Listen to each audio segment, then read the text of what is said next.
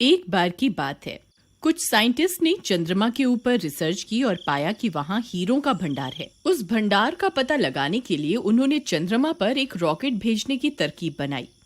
ये बात सबसे छुपाने के लिए उन्होंने शहर से दूर एक गांव के पास जंगल में अपना कैंप लगाया। रिचर्ड, जब तक हम इस रॉकेट को लॉन्च ना कर दें, हमें ये बात सारी दुनिया से छुपानी होगी। अगर किसी को हमारी खोज के बारे में पता चल गया तो उन सारे हीरो पर सरकार अपना कब्जा जमा लेगी। तुम बिल्कुल सही कहते हो, ये सिर्फ हमारी खोज है, इसलिए उन सारे हीरो पर सिर्फ हमारा हक होना चाहिए। तुम फिक्र मत करो, हम शहर से बहुत दूर हैं। यहाँ पास में सिर्फ एक छोटा सा गाँव है और वहाँ के लोग बहुत नासमझ हैं। उन्हें कभी हमारी तरकीब के बारे में पता नहीं चलने वाला। फिर एक दिन उसी गांव में रहने वाला लल्लन किसी काम से शहर जा रहा होता है। तभी उसकी नजर उन साइंटिस्ट के कैंप पर पड़ती है। अरे ई का है? ई कौन लोग हैं? आखिर ये सब यहाँ क्या चल रहा है? आज से पहले तो कभी ऐसा नहीं देखा। मुझे पता लगाना होगा। फिर लल्लन चुपके से कैंप के पास जाता है और कैंप में झांक कर देखता है। वहाँ दो साइंटिस्ट आपस में बातें कर रहे होते हैं। लल्लन ध्यान से उनकी बातें सुनने लगता है। भाई, अगर हमने चंद्रमा पर ये रॉकेट पहुंचा दिया तो ये वहाँ हीरो के भंडार के बारे में सही सही पता लगा लेगा। फिर हम अरबों के मालिक बन जाएंगे। तुम सही कहते हो डॉक्टर कुमार, हमारी मेहनत जरूर रंग लाएगी। बस इस खुफिया मिशन के बारे में किसी को पता नहीं चलना चाहिए। अरे दैया रे दैया, ये लोग तो करोड़ों अरबों की बात कर रहे हैं। अच्छा, तो यही रॉकेट है जिसे ये लोग चंद्रमा पे भेजने की योजना बना रहे हैं। वाह बेटे लल्लन, आज तो तेरे हाथ बहुत बड़ी खुफिया जानकारी लग गई है। क्यों ना इसका फायदा उठाया जाए। मुझे अभी के अभी जाकर कालिया को इसके बारे में बताना होगा। फिर वह भागता हुआ जाता है और सीधा कालिया के घर पहुंच जाता है। कालिया भाई, आज मुझे जो जानकारी मिली है तुम उसका यकीन नहीं करोगे। क्यों भाई, ऐसा कौन सा खजाना तुम्हारे हाथ लग गया है? भाई, जंगल के रास्ते से गुजर रहा था, तभी मैंने जंगल में एक कैंप लगा हुआ देखा। जब मैंने वहाँ पहुंचकर उनकी बातें सुनी तो भाई मैं तो दंग रह गया। वो लोग चंद्रमा पे रॉकेट भेजने की बात कर रहे थे। वो लोग कह रहे थे कि वहाँ हीरो का भंडार है जिसकी कीमत अरबों में है। लल्लन भाई, तुमने कोई नशा तो नहीं कर रखा ना? आज ये कैसी बहकी बातें कर रहे हो? भाई, मुझे पहले ही पता था तुम मेरी बात पे विश्वास नहीं करोगे। एक काम करो, तुम खुद मेरे साथ चल कर देख लो कि आखिर वहाँ चल क्या रहा है। फिर लल्लन और कालिया फिर से जंगल में बने खुफिया कैंप के पास पहुंच जाते हैं। देख भाई कालिया, अब तो विश्वास हो गया तुम्हें। ये वही कैंप है जहाँ वो साइंटिस्ट रहते हैं, और वो देखो, ये वही रॉकेट है जिसे ये लोग चांद पर भेजने के चक्कर में है। चलो मेरे साथ, चलो, मैं तुम्हें इनकी बातें सुनाता हूँ। हम अब और इंतजार नहीं कर सकते। आज रात को ही इस रॉकेट को चंद्रमा पर भेजना होगा। अगर हमने और इंतजार किया तो हो सकता है हमारी हीरो की खोज के बारे में सबको पता चल जाए। हमारा अरबों का नुकसान हो जाएगा। कालिया ये सारी बातें सुनकर दंग रह जाता है। क्यों भाई कालिया, अब तो तुमने अपने कानों से सुन लिया ना, ये लोग क्या करने वाले हैं? लल्लन भाई, वो लोग तो अरबों के हीरो की बात कर रहे हैं। हाँ भाई, यही सही मौका है जिंदगी में कुछ कर दिखाने का। तुम कहना क्या चाहते हो भाई? क्या ये बात हम सरकार को जाके बता दें? अरे नहीं नहीं मूर्ख, सारे किए कराए पे पानी फेरना चाहता है क्या? मेरे पास एक तरकीब है। क्यों ना हम चुपके से उस रॉकेट में जाकर बैठ जाए, जिससे हम भी रॉकेट के साथ साथ चांद पर पहुंच जाएंगे। फिर वहां पहुंचकर सारे हीरो को समेट लेंगे और वापस चुपके से उस रॉकेट में जाकर बैठ जाएंगे और उसी रॉकेट से वापस धरती पे आ जाएंगे। किसी को कुछ पता नहीं चलेगा। भाई, तुमने तो पक्का मरने का प्लान बना लिया है। अगर वो रॉकेट चंद्रमा पे पहुंचकर वापस नहीं आया तो हम क्या करेंगे? हमें तो रॉकेट उड़ाना भी नहीं आता। अरे तुम घबराओ मत, कुछ नहीं होगा। ये रॉकेट वहाँ खोजबीन करने जा रहा है, इसलिए ये कुछ ही घंटों में वापस आ जाएगा। बस हमें सही समय पर उस रॉकेट में बैठ जाना है, बस। भाई, मुझे तो इस तरकीब में बहुत गड़बड़ लग रही है। ये बहुत खतरनाक हो सकता है। अरे भाई, कुछ गड़बड़ नहीं होने वाली, मेरा विश्वास करो। हम आज रात ही चुपके से जाकर उस रॉकेट के अंदर बैठ जाएंगे, बाकी तुम मुझ पे छोड़ दो। रात होने पर वे दोनों रॉकेट में बैठने के लिए जंगल की ओर चल देते हैं। कुछ ही देर में वे लोग वहां पहुंच जाते हैं। चलो भाई कालिया, वो रही हमारी मंजिल, तुम बस मेरे पीछे पीछे आते जाओ। फिर वे दोनों दबे पांव उस रॉकेट तक जाते हैं और उसका दरवाजा खोलकर चुपके से उसमें बैठ जाते हैं। कुछ ही देर में वह साइंटिस्ट उस रॉकेट को लॉन्च कर देते हैं।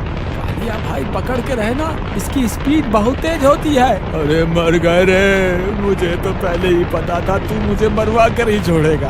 अरे बचाओ रे, अरे ये तो बहुत तेजी से ऊपर जा रहा है। अरे हाय लल्लन भाई, मेरी तो सांस ही अटक रही है, मुझे लगता है मैं मरने वाला हूँ। हे भगवान मुझे बचाओ। अरे मर गए रे, अब की बार मैं नहीं बचने वाला।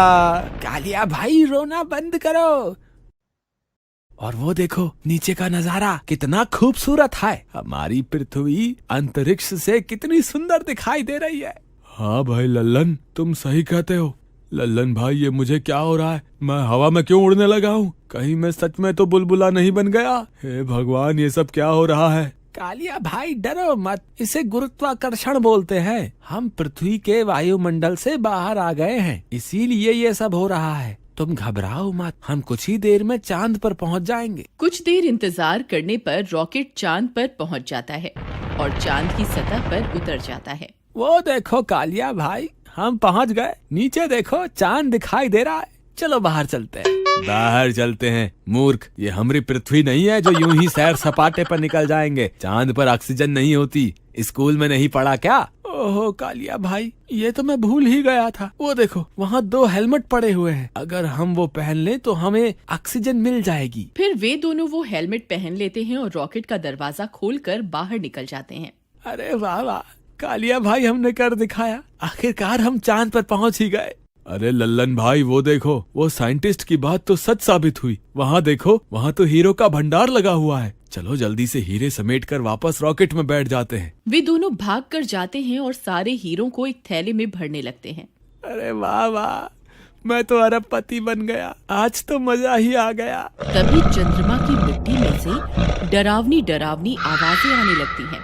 अरे लल्लन भाई, ये आवाजें तो कुछ जानी पहचानी सी लगती हैं। तभी एक चुड़ैल मिट्टी के ढेर में से बाहर निकल आती है। अरे मर गए रे, ये तो चुड़ैल है, इसने तो चंद्रमा पर भी हमारा पीछा नहीं छोड़ा। अरे मर गए रे, अरे भागो रे भागो, अपनी जान बचा के भागो। अरे कालिया भाई मेरे लिए रुको। अरे मर गए रे, ये चुड़ैल यहाँ कहाँ से आ गई? अरे साइंटिस्ट हो, तुम्हारा नाश मीटे। तुम्हें इतने छोटे छोटे हीरे दिखाई दे गए, लेकिन इतनी बड़ी चुड़ैल क्यों नहीं दिखी? फिर वे सारे हीरों को वहीं छोड़कर वहाँ से भाग जाते हैं और वापस रॉकेट में चढ़ जाते हैं। अरे लल्लन भाई जल्दी से दरवाजा बंद कर लो, कहीं ये चुड़ैल अंदर ना आ जाए। अरे मर गए रे, हे भगवान हमारी रक्षा करो। यहाँ तो आप जल्दी सुन लोगे, हम तो आपके कितने नजदीक आ गए हैं, अब तो हमारी मदद के लिए आ जाओ। अरे मर गए रे, मैंने तो पहले ही कहा था ये बहुत खतरनाक तरकीब है, लेकिन तुम्हें हीरो का लालच खाया जा रहा था। कालिया भाई मुझे क्या पता था ये चुड़ैल चंद्रमा पर भी हमारा पीछा नहीं छोड़ेगी। अब तुम घबराओ मत, ये चुड़ैल रॉकेट के अंदर नहीं आ सकती, बस कुछ ही देर में ये रॉकेट उड़ जाएगा और हम वापस अपनी धरती पर पहुंच जाएंगे। थोड़ी देर इंतजार करने के बाद वह रॉकेट चंद्रमा से उड़ जाता है और वापस धरती की ओर बढ़ने लगता है। अरे वो देखो कालिया भाई, हम बच गए, बस थोड़ी देर में ये रॉकेट वापस धरती पर पहुंच जाएगा। हे भगवान तेरा लाख लाख शुक्र है। थोड़ी ही देर में वे लोग वापस धरती पर पहुंच जाते हैं। फिर जैसे ही वे लोग रॉकेट से बाहर आते हैं, वे साइंटिस्ट उन्हें पकड़ लेते हैं। भाई साहब हमें माफ कर दो, हम गलती से आपके रॉकेट में बैठ गए थे, हमें लगा ये एक झूला है, लेकिन ये तो हमें उड़ाकर चंद्रमा पे ले गया। साइंटिस्ट भाई, वहाँ हमें बहुत सारे हीरो का भंडार मिला। साइंटिस्ट ये सुनकर खुश हो जाते हैं। देखा डॉक्टर कुमार, मैंने आपसे कहा था ना, चंद्रमा पर हीरो का भंडार छुपा हुआ है। भाई कालिया, अपनी अम्मा के बारे में भी तो बताओ, जो हमें वहाँ मिली थी, जिससे हम अपनी जान बचा कर आए हैं। तुम किसकी बात कर रहे हो? तुम्हें चांद पर कौन मिला था? साइंटिस्ट भाई, जैसे ही हम चांद पे उतरे, हम दोनों वहाँ हीरो का भंडार देखकर बहुत खुश थे, लेकिन तभी अचानक से एक चुड़ैल वहाँ आ गई। वो जरूर उन हीरो की रखवाली कर रही है, उसकी वजह से हम एक भी हीरा अपने साथ नहीं ला पाए, बस किसी तरह अपनी जान बचा के वहाँ से भाग आए। वो कोई चुड़ैल नहीं बल्कि कोई एलियन होगा। पता नहीं साइंटिस्ट भाई, हमें तो बस इतना पता है कि हम आज बाल बाल बच गए। अब तुम्हें हमारा एक काम करना होगा, तुम्हें फिर से चांद पर जाना होगा और वो हीरे वहाँ से लेने होंगे। तेरा नाश मीटे साइंटिस्ट, हमें फिर से मौत के मुंह में धकेल रहा है। मैं कहीं नहीं जाने वाला। तुमसे पूछ कौन रहा है, हम तो तुम्हें बता रहे हैं। फिर वे सारे साइंटिस्ट मिलकर लल्लन और कन्हैया को फिर से उस रॉकेट में चढ़ा देते हैं और रॉकेट को चंद्रमा की ओर रवाना कर देते हैं। अरे साइंटिस्टों, तुम्हारा नाश मिटे, हमें फिर से मरने के लिए भेज दिया। अरे मर गए रे, कोई तो हमें बचाओ। लल्लन भाई, रॉकेट का दरवाजा खोलो, मैं अभी यहीं से कूद जाऊंगा। पागल मत बनो काली, यहाँ से कूद के मरना चाहते हो क्या? चुपचाप बैठे रहो, जो होगा देखा जाएगा। थोड़ी ही देर में वे लोग फिर से चांद पर पहुंच जाते हैं। वह चुड़ैल वहीं उनका इंतजार कर रही होती है। राजा जी, आप वापस आ गए? मैं कब से आपका इंतजार कर रही थी। जरा बाहर तो आइए ना। अगर आप इसका भाग 2 देखना चाहते हैं तो कमेंट में जरूर बताइएगा।